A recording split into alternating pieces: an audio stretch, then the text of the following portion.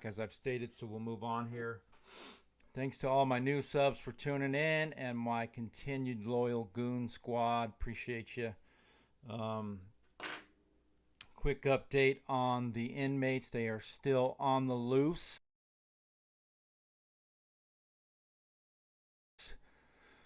Excuse me, out of Florence prison. They did attempt to rob a bank in Florence, Arizona on Saturday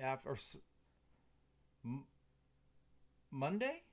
I don't know. They said Saturday, but they escaped at 20:30. They were gone. So maybe they had got out at like 5 o'clock. I mean, they weren't present at 20:30 count, so 8:30 count. They were there at 1600 count. Maybe they got out in time to get to the bank. They have video of them. They say it's them on Saturday. Maybe it was Monday. I'll double check. But they still are on the loose. So they have to be in Florence somewhere.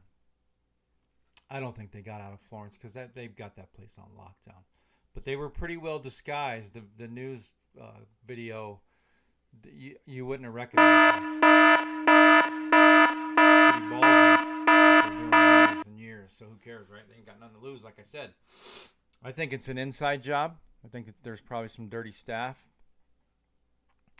Just my opinion. The count was probably pencil whipped. I don't know. I'm saying that because one of my loyal subs said, a lot of the times officers are pencil whipping counts, and I remember that so much. I used to tell my staff all the time, do not pencil whip your count. Make sure you go and count the inmates, making sure they're there. Don't just mark them in because you've been working that same yard forever and you know they're there, because it ain't always going to be like that. Anyway, moving on. Says here, Biden moves to end justice contracts with private prisons. He's been talking about this for quite a long time.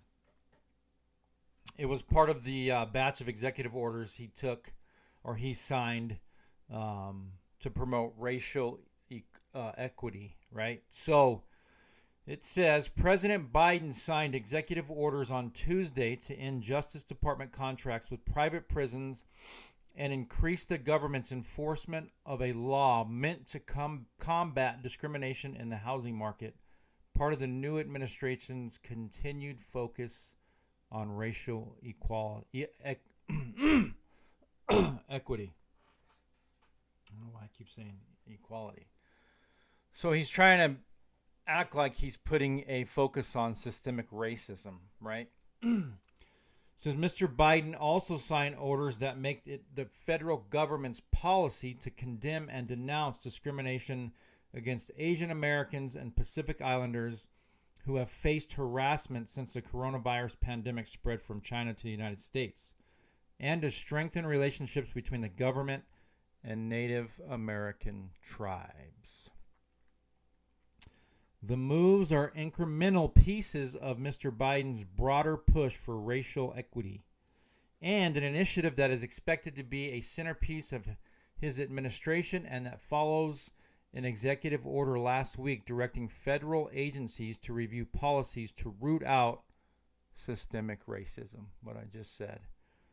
The government effort is led by Susan E. Rice, great last name, who runs the Domestic Policy Council.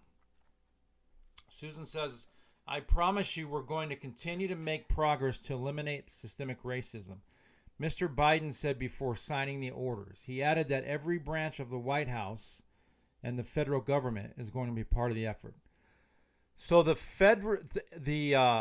federal prisons have been making buku dollars off these private contracted facilities for years and years. I mean, I don't even know how much it is an inmate. It's like $14,000. It's crazy. It's a lot of money.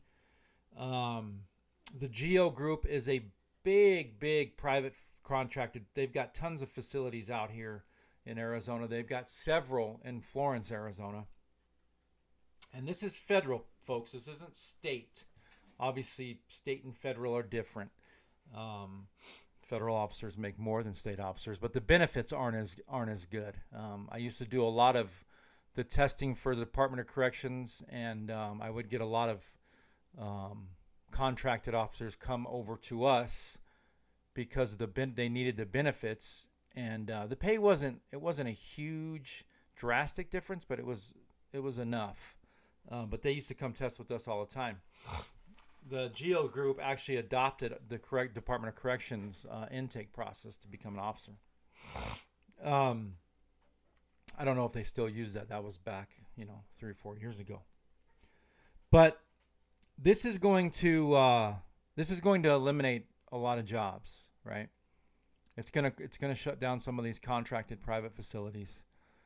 Biden's, he's talking about, basically what he's saying also is, a lot of these races have been, picked on and beat on because of the, coronavirus coming from China. He's also saying that they're not going to make races integrate like they did in the state facilities.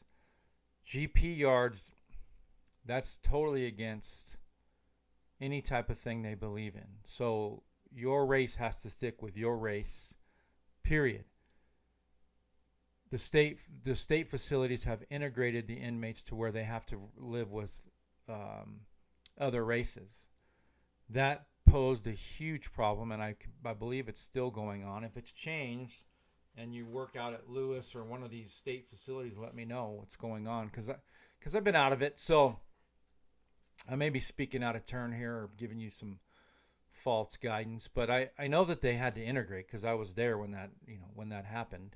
I was part of that. So I don't know what's going on now, because I know it. They almost burned Yuma prison to the ground over that. The inmates did. It's just not how they roll. You know what I mean? You got to stick with your race. It says here the orders are an escalating from President Donald Trump's policies and attitudes toward race relations. In a separate executive orders last week, Mr. Biden overturned a Trump administration ban on diversity training in federal agencies and disbanded a Trump-created historical commission that issued a report aiming to put a more positive spin on the nation's founders who were slaveholders. In a conference call with reporters, a senior White House official described the Trump administration's heinous Muslim ban and said certain minority groups were treated with a profound level of disrespect from political leaders and the White House. I don't think at all that Trump is a racist. I don't think he's prejudiced. I don't think he's racist. I honestly believe that. You can disagree with me all day long. Biden is 100% an effing racist. Period. He's a racist. I don't care what you say. It's a freaking fact, people. Look it up. He's a racist. Kamala Harris. She's a racist. You know what I mean? Like, she has prosecuted the most black men in the history of... Go look it up. I mean, her record might have been broken, but in the 90s, she was prosecuting them left and right. Biden was doing the same thing, folks. They talk about the criminal... what's it called? It was created in like 1995 in the black communities because of in the 80s, and then carried on into the 90s because of the crack cocaine pandemic. I mean, it was huge. It's just like fentanyl now. The opiate pandemic is huge. But there was this I'm drawing a blank. But there was a law created basically prosecuting you. You could have a kilo of coke on you, but if you had 2 grams of rock cocaine, crack, you were getting like 20 years. But if you had a kilo, you were getting like parole or probation or 3 years or whatever. A lot of people think that President Clinton and Bush Jr., the second Bush, Sorry. And Obama and then Trump, they all carried this on, right? That came right out of the black communities. They're the ones that created that law because they wanted to get rid of crack cocaine. And forgive me that I cannot remember what it's called right now. It's just blanking my mind. But it wasn't the presidents that created that. The black communities spoke up and said, "Hey, listen, we want to get rid of this, but we don't want our people to be prosecuted for 2 grams of raw cocaine and then sent to 25 years to life. But yet you can have 2 kilos on you and get 15 months? That ain't right." But anyways, I'm getting off on a tangent here. My whole point to this was this is going to create a lot of loss in jobs. I don't know why. I mean, I do know why. It's because it's saving the federal government. You know what I mean? This money's now going to be in turn returned to the government versus the federal prison system because they're making big money off these private federal prisons, federally ran prisons. So we'll have to see, folks. The order was signed Tuesday. Department. So it says one of the orders signed on Tuesday calls on the Justice Department not to renew contracts with private prisons, reverting a policy first adopted in the Obama administration when Mr. Biden was vice president, which Trump reversed. The order does not end all government contracts with private prisons, so like state contracts. Administration officials confirmed it would not apply to other agencies like immigration and customs enforcement, state prisons, to detain thousands of undocumented immigrants.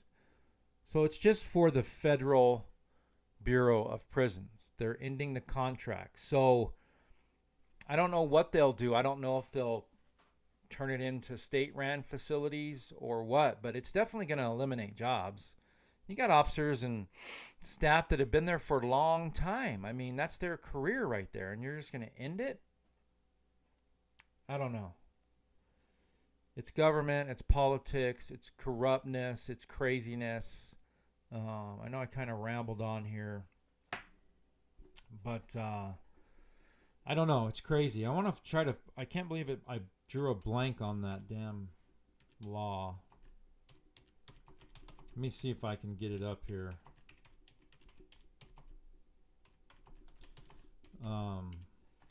Sorry, it's kind of embarrassing, huh? It